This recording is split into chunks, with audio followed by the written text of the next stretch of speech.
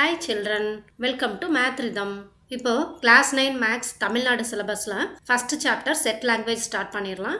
இந்த வீடியோவில் நம்ம செட் லாங்குவேஜ்னா என்னன்ட்டு ஒரு இன்ட்ரடக்ஷன் பார்த்துடலாம். Okay, so what is set language? Set language is a mathematical way of representing a collection of objects. Collection of ஆப்ஜெக்ட்ஸை மேத்தமெட்டிக்கலாக நம்ம எப்படி ரெப்ரசன்ட் பண்ணுறோன்றது தான் செட் லாங்குவேஜ். ஃபார் எக்ஸாம்பிள், இப்போ இந்த பிக்சரில் பார்த்தோன்னா இதில் கலெக்ஷன் ஆஃப் ஃப்ரூட்ஸ் இருக்கு இல்லையா? இந்த பிக்சரில் இருக்க எல்லாமே ஃப்ரூட்ஸ் தான் இல்லையா? அப்போ இது நம்ம கலெக்ஷன் ஆஃப் ஃப்ரூட்ஸ்ன்னு சொல்லலாமா? இன்னொரு எக்ஸாம்பிள் எடுத்துக்கிட்டா இதில் எல்லாமே நமக்கு ஹவுஸ் ஹோல்ட் ஐட்டம்ஸாக இருக்குது, கரெக்டா? ஸோ இந்த மாதிரி கலெக்ஷன் ஆஃப் ஆப்ஜெக்ட்ஸை தான் நம்ம என்னன்னு சொல்கிறோம், செட்டுன்னு சொல்கிறோம். A set is a well defined collection of objects. Collection of ஆப்ஜெக்ட்ஸ்னால் நமக்கு தெரியுது, collection of fruits, collection of books, collection of flowers, collection of household items. இந்த மாதிரி செட்டுன்றது கலெக்ஷன் ஆஃப் ஆப்ஜெக்ட்ஸ்ன்றது நமக்கு புரியுது. ஆனால் what is well defined collection of objects? For example, நம்ம collection of natural numbers less than 5 ன்னு எடுத்துக்கலாம். natural numbers நம்ம என்னன்னு represent பண்ணுவோம்? natural numbers எதுல இருந்து ஸ்டார்ட் ஆகும்? 1ல இருந்து ஸ்டார்ட் ஆகும் இல்லையா? 1 2 3 4 5 and it goes on, கரெக்டா? collection of natural numbers less than 5 னா நம்ம எந்தெந்த நம்பர்ஸ் எழுதுவோம்? 1 2 3 4 ன்னு எழுதுவோமா? பிகாஸ் அந்த கலெக்ஷன் வந்து நேச்சுரல் நம்பர்ஸாக இருக்கணும் and it should be less than 5 இருக்கணும். அப்போ நம்ம 1 2 3 4 மட்டும்தான் எழுத முடியும். இது வந்து ஒரு டிஃபைன்ட் ஆன்சர், இதை நம்ம சேஞ்ச் பண்ணவே முடியாது. ஆனால் இப்போ ஃபார் எக்ஸாம்பிள் நான் கலெக்ஷன் ஆஃப் 3 பியூட்டிஃபுல் ஃப்ளவர்ஸ்ன்னு சொல்கிறேன். அப்போது அந்த பியூட்டிஃபுல் ஃப்ளவர்ஸ்ன்றது ஒவ்வொருத்தருக்கும் ஒவ்வொரு ஒப்பீனியன் இருக்கும், கரெக்டாக? ஒரு சிலருக்கு வந்து rose, jasmine and then lotus சொல்லலாம். சில பேர் வந்து hibiscus, rose and then marigold சொல்லலாம். பியூட்டிஃபுல் ஃப்ளவர்ஸ்னால் அது வந்து ஒப்பீனியன் டிஃபர் ஆகும், கரெக்டாக? டிஃபைன்டாக நம்ம இந்த 3 ஃப்ளவர்ஸும் தான் பியூட்டிஃபுல் அப்படி சொல்ல முடியாது, ஓகேவா? அதே மாதிரி 5 பியூட்டிஃபுல் பிளேசஸ் டு see அப்படின்னா அதுவும் ஒவ்வொருத்தரோட ஒப்பீனியன் டிஃபர் ஆகும், கரெக்டாக?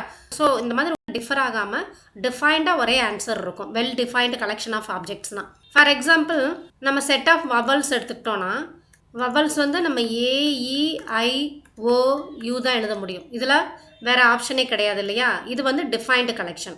ஸோ இந்த மாதிரி டிஃபைன்டாக இருக்கிற கலெக்ஷனை தான் நம்ம என்னன்னு சொல்கிறோம், செட்டுன்னு சொல்கிறோம். ஓகேவா? புரியுதா? A set is a well defined collection of objects. So இதுக்கு 2 எக்ஸாம்பிள் பார்த்துடலாம். The collection of all colours in a rainbow.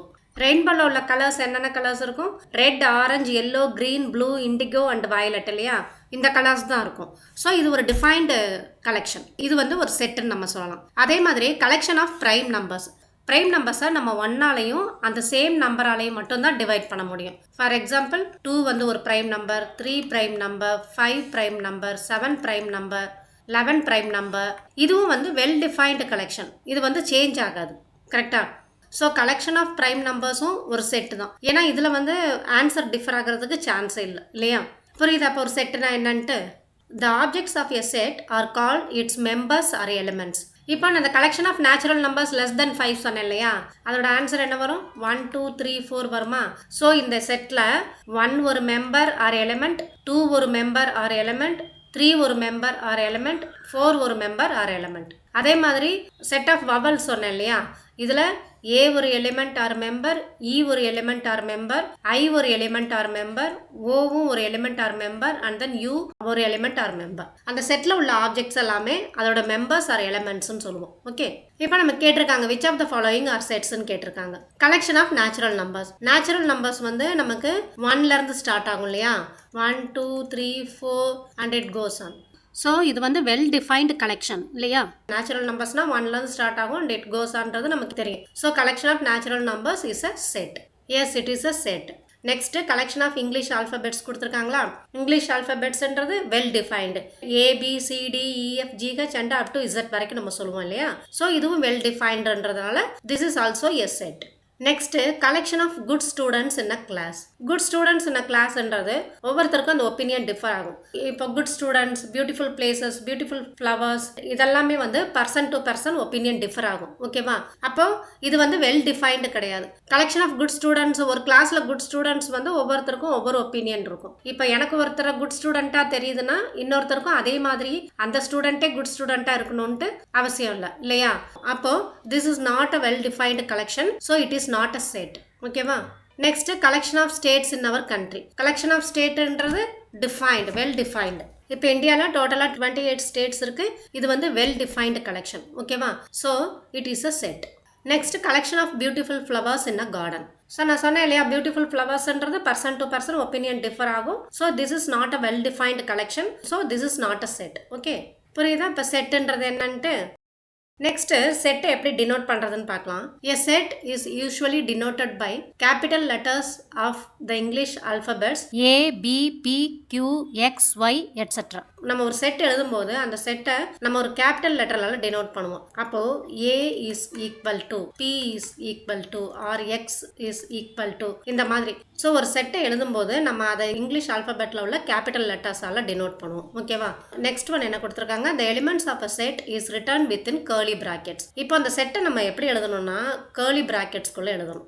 இப்போ ஃபார் எக்ஸாம்பிள் நான் வந்து செட் ஆஃப் வவல்ஸ் எழுதுனேன்னா இந்த கர்லி பிராக்கெட்குள்ளே AEIOU எழுதணும். So A is the set of all vowels. Okay, next என்ன கொடுத்துருக்காங்க, if X is an element of set A or X belongs to A, we write X belongs to A. அதாவது இப்போ ஒரு element வந்து அந்த செட்ல இருந்ததுன்னா belongs toன்னு எழுதுவோம். இப்போ இந்த செட்லேயே ஃபார் எக்ஸாம்பிள் நம்ம எடுத்துக்கிட்டோம்னா இதில் ஏன்ற லெட்டர் இருக்கா, அப்போ A belongs to set A.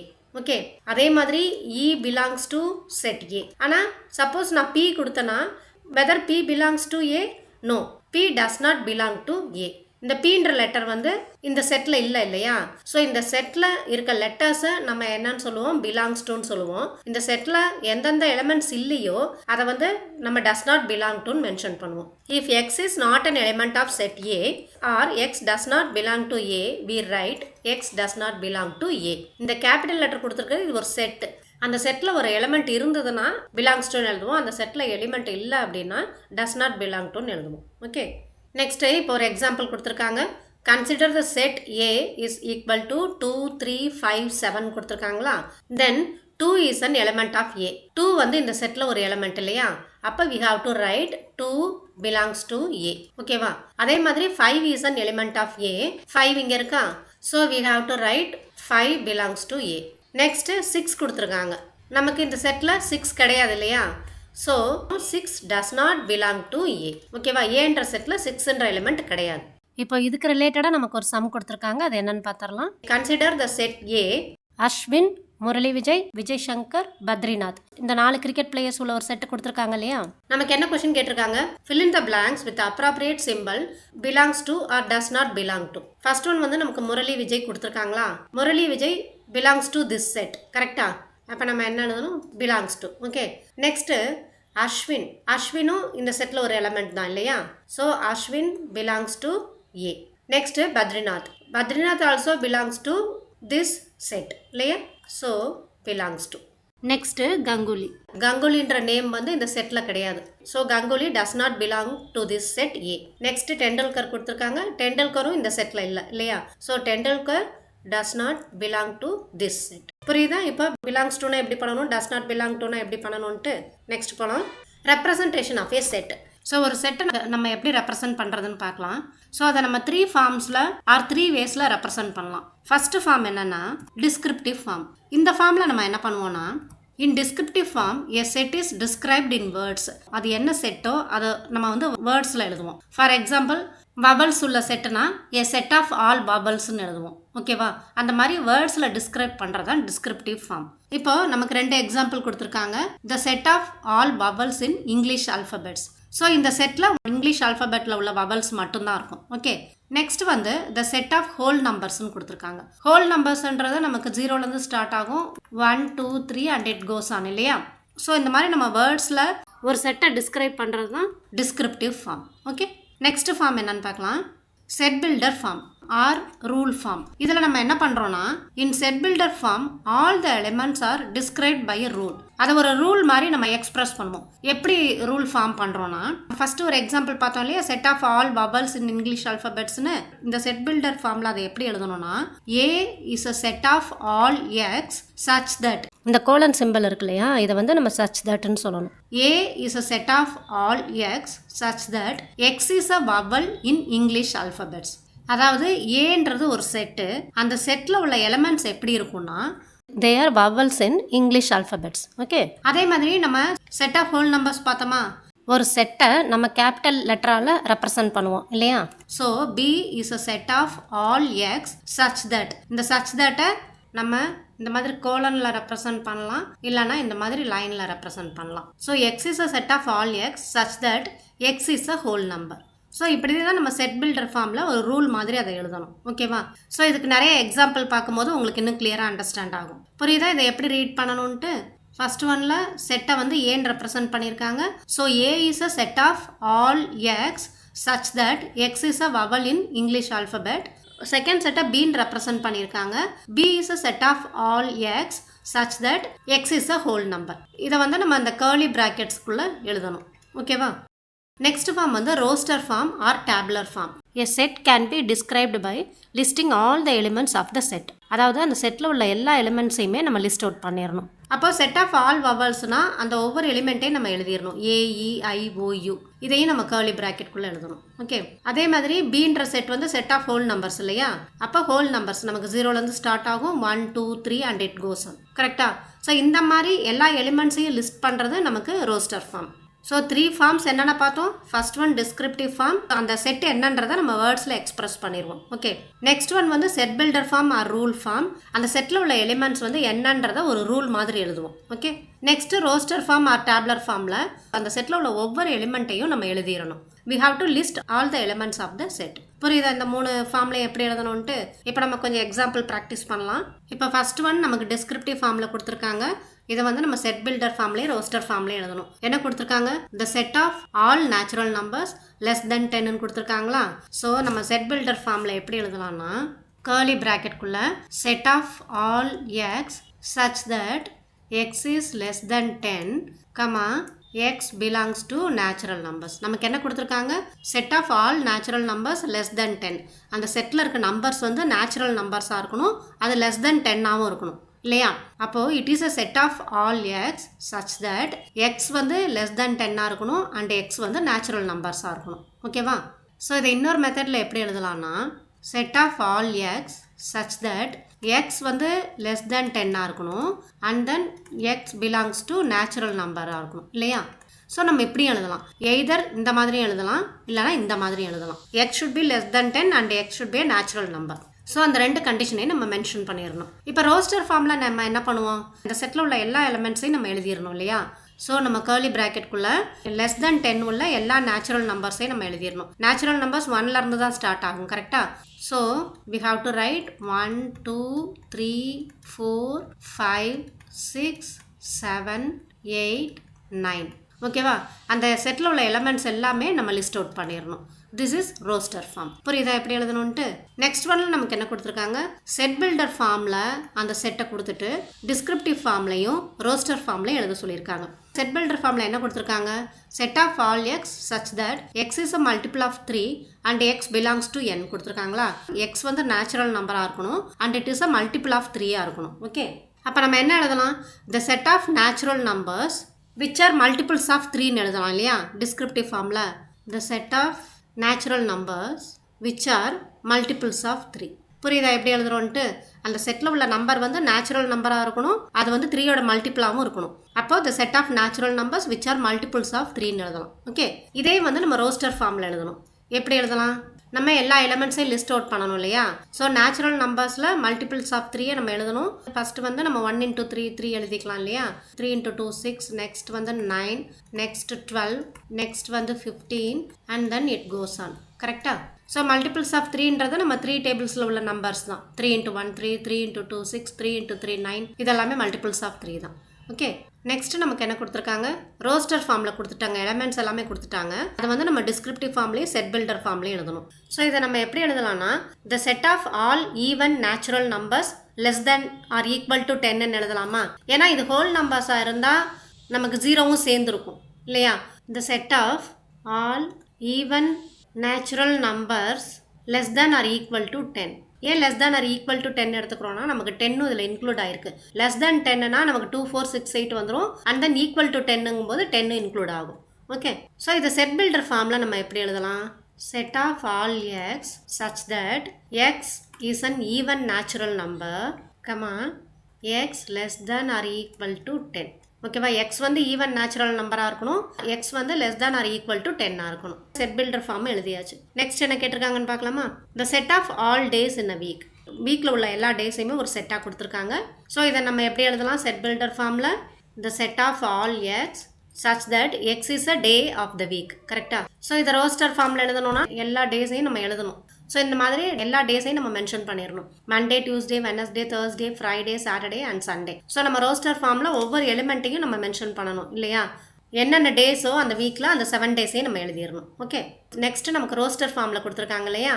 0லேருந்து 1, 2, 3ன்னு இந்த சைட் பாசிட்டிவ் நம்பர்ஸ், -1, -2, -3ன்னு இந்த சைடு நெகட்டிவ் நம்பர்ஸ் கொடுத்துருக்காங்க. ஸோ அப்போ இது வந்து இன்டீஜர் செட் இல்லையா? நமக்கு நேச்சுரல் நம்பர்ஸ்ன்றது 1லேருந்து ஸ்டார்ட் ஆகி ஆல் பாசிட்டிவ் நம்பர்ஸ், ஹோல் நம்பர்ஸ்ன்றது 0லேருந்து ஸ்டார்ட் ஆகி all positive numbers. Next 0 positive numbers and negative நம்பர்ஸ்லாம் இன்க்ளூட் ஆனது இன்டீஜர்ஸ்ன்னு சொல்லுவோம் இல்லையா? ஸோ இப்போ இது வந்து நமக்கு செட் ஆஃப் இன்டீஜர்ஸ் கொடுத்துருக்காங்களா? அப்போ டிஸ்கிரிப்டிவ் ஃபார்மில் நம்ம எப்படி எழுதலாம்? the set of all integers. கரெக்டா? டிஸ்கிரிப்டிவ் ஃபார்மில் அந்த செட் என்னன்றதை நம்ம வேர்ட்ஸில் எழுதுகிறோம். So this is a set of all integers. இதே செட் பில்டர் ஃபார்மில் நம்ம ஒரு ரூல் மாதிரி எழுதணும். அதை எப்படி எழுதலாம்னா it is a set of all X such that X is an integer. ஓகேவா? ஒரு செட்டை டிஸ்கிரிப்டிவ் ஃபார்மில் எப்படி எழுதணும், செட் பில்டர் ஃபார்மில் எப்படி எழுதணும், ரோஸ்டர் ஃபார்மில் எப்படி எழுதணும்னு ஒரு ஐடியா கிடைச்சிருக்கா?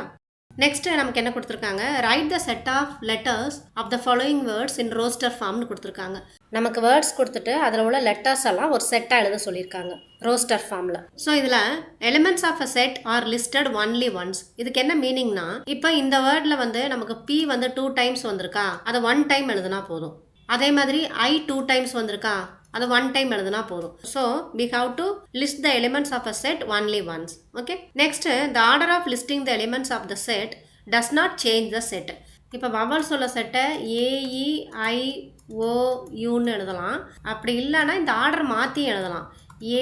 AIOEU இப்படியும் எழுதலாம். இந்த எலிமெண்ட்ஸோட ஆர்டரை மாற்றுறதுனால அந்த செட் வந்து சேஞ்ச் ஆகாது. ஓகே, இதுவும் செட் ஆஃப் ஆல் வவல்ஸ் தான், இதுவும் செட் ஆஃப் ஆல் வவல்ஸ் தான். புரியுதா? அதை தான் இங்கே நமக்கு சொல்லியிருக்காங்க.